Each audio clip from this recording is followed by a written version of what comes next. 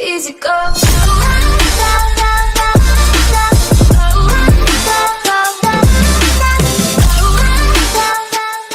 안녕하세요, 탈도사입니다.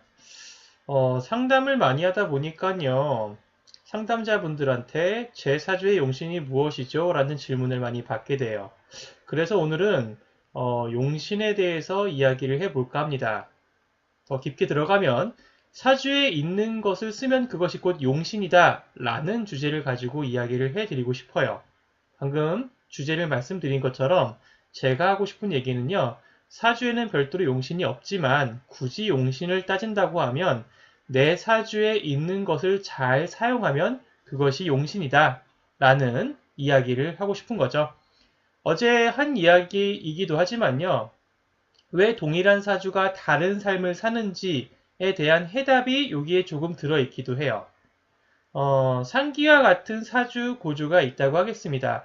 위 사주는 직업 환경을 분석하면요, 다음과 같이 분석할 수가 있습니다.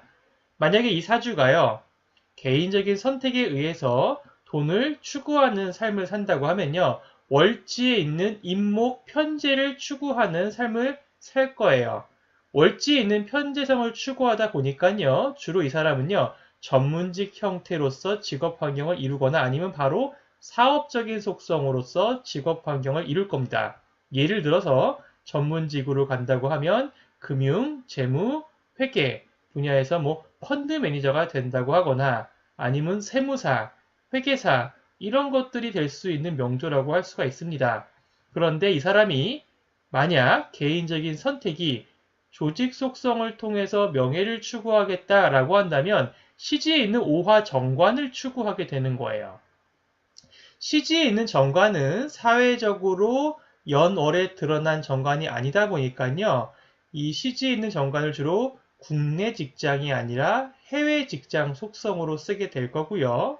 또 부득이한 경우에 국내 직장을 택했다라고 한다면 중앙보다 주로 지방 형태에서 쓰는 모습이 될 겁니다. 주로 업무적으로는요. 교육 업무, 예술 업무, 서비스 업무, 법무, 의료 업무처럼 승진, 직책, 직급 이런 것들이 약한 조직 속성에 갈 거예요. 사주가 같음에도 내가 어느 글자를 더 중점적으로 쓸지에 따라서 전혀 다른 삶을 살아갈 수가 있는 것이 이 안에 있는 거죠. 그리고 내가 현재 쓰고 있는 글자의 비중이 높으면 높을수록 우리가 말하는 그 용신이 비중이 높은 글자가 된다. 이렇게 이해를 하시면 될 것 같습니다. 만약 내가 돈을 추구해서 월지를 추구한다면요. 월지가 충이 되는 신운이나 또는 월지가 많이 흔들리게 되는 미운이 오게 되면은 용신이 흔들리는 거니까 이 자체가 흉운이 될 거예요. 만약 내가 조직 생활을 추구하고 있는데 그러면 시지오화를 쓰겠죠? 시지오화가 흔들리는 자운, 충이 되는 자운이 오거나 또는 오화가 훼손이 잘 되는 축운이 오게 되면 오화가 많이 흔들리게 될 겁니다. 그러면 나는 용신인 오화가 흔들리기 때문에 흉이 되겠죠. 정리를 하면 즉 내가 사주에 있는 글자를 쓰게 되면 그것이 곧 용신이란 얘기예요. 그 용신이 망가지는 운이 오게 되면은 흉운이 되는 것이고요. 그 글자가 잘 사용이 되면은 그것이 곧 길운이 되는 겁니다. 그리고 이것이 같은 사주임에도 다른 선택을 통해서 다른 삶을 사는 이유가 되기도 해요. 내가 어느 글자를 쓸 건지는 개인의 선택이기 때문이거든요. 자, 이해가 잘 되셨나요?